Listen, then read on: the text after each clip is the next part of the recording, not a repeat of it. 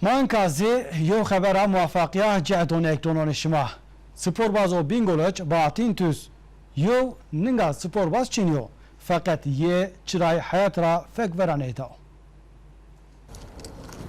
Federasyona Türkiye Moni Türkiye Semedi Sporbazonu Sekaton ye turnuva tertip kena.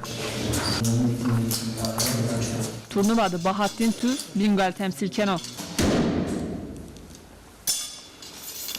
Sporbaz Tüz Inkay Semedi turnuva hadreyi kena.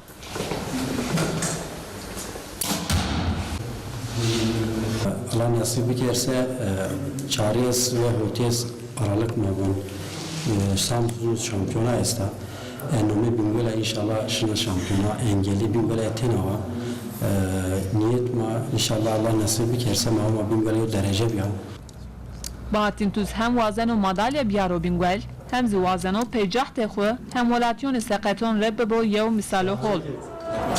Yani düşüneceğimiz zaman ki engelimiz bir öncülük mağum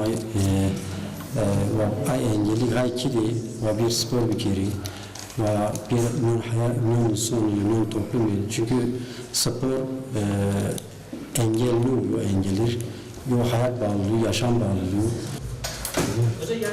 Turnuva binatı tarihone çariyes hotyes konunu peyindi Samsun'da tertip bena.